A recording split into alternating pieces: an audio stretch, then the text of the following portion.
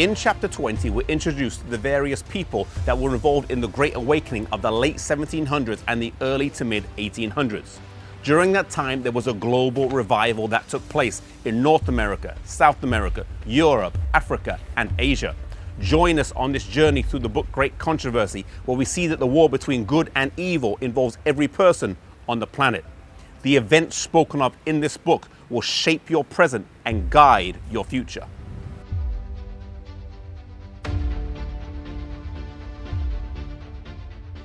After 1798, when the book of Daniel began to be fully understood, the Advent movement appeared simultaneously in different countries at the same time.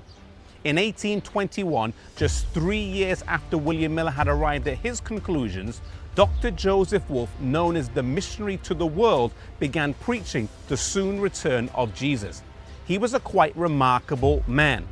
Born in Germany of Jewish descent to a father who was a rabbi, he was challenged at the age of 7 to read Isaiah 53, which made a huge impression on him.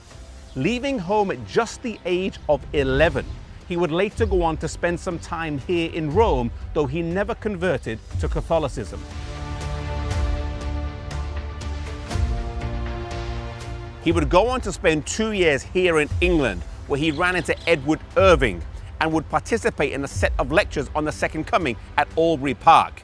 After leaving England, he would go to Egypt, Abyssinia, Syria, Palestine, Persia, and India, to name but a few.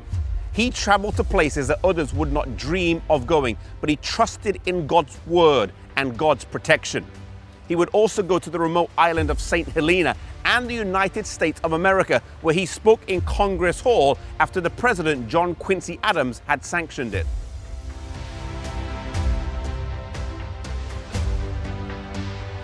In 1826, it was estimated by Morant Brock, an English writer, that there were 700 ministers within the Church of England who were preaching about the soon return of Jesus. Materials that had made their way to the UK from the US were reprinted and distributed. In 1842, Robert Winter returned to the UK, where he preached about the soon return of Jesus. In South America, a Jesuit priest by the name of Manuel de la Cunza published his views on the Second Coming, and he wrote under a pseudonym of Rabbi Ben Ezra, and whilst he wrote in the 1700s, his books were not translated into the English until 1824.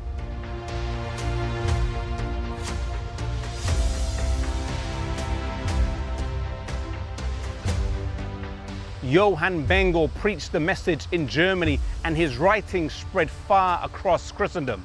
In France and Switzerland, Gaussen preached in places where a few centuries before Farel and Calvin had worked. He was particularly successful at reaching children, and by making the gospel relevant for children, it removed all objections from the adults of grasping the message. In Scandinavia, we find child preachers proclaiming the soon return of Jesus. This revival wasn't just limited to North America, but it was a global awakening as people saw the relevance of God's word for their time, a relevance that is still there today. May we have the same passion for sharing God's word, a willingness to sacrifice all for the mission, and a desire to see Jesus come soon.